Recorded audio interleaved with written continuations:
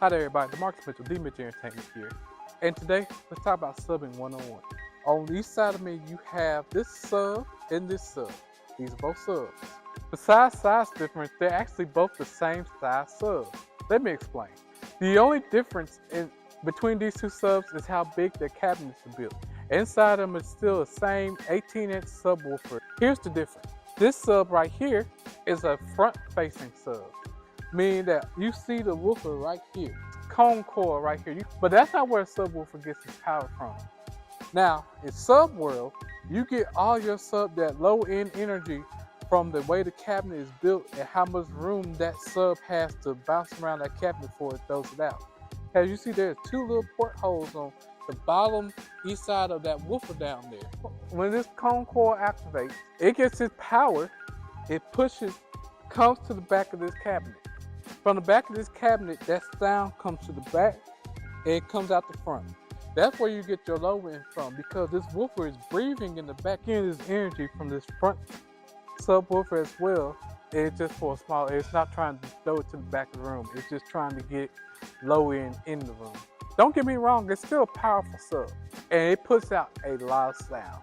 It puts out a lot of low end or power. So that's where you're getting your sub from. But the difference between this speaker right here and this speaker right here, this sub over here is a totally different setup. This speaker is a long throw sub.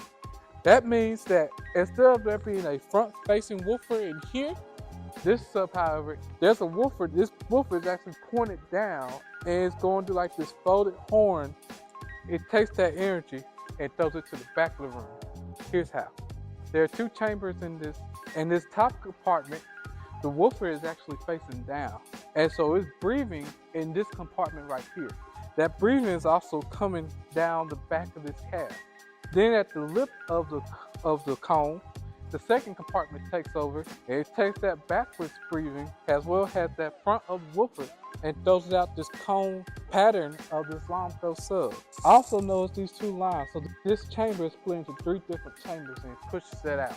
That gives the sub more energy to build in compared to over here where it's just one chamber, you have three. And that's why it's called a long throw sub, so you can throw that sub all the way to the back of the room, that low energy to the back of the room. They're both still very powerful subs. This one is just for more smaller rooms and more in your face, like smaller audience. I'm not trying to throw it to the back all the way. I just want the walls are going to take care of that. The corners of the room are going to take care of that.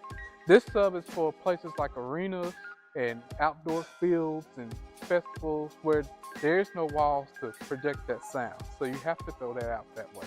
Or there is walls that are just big enough that you need something that's going to cover that much of a space. It puts that sound all the way at the back of the room or the back of a field or whatever. That way you don't lose that sub energy. So there's the subbing one-on-one with DeMarcus Mitchell of D Mitchell Entertainment Productions LLC. Hire us today and stay tuned for more audio tips and tricks. Remember to like, follow, subscribe. Please share this. And as always, stay on the flip side. God bless.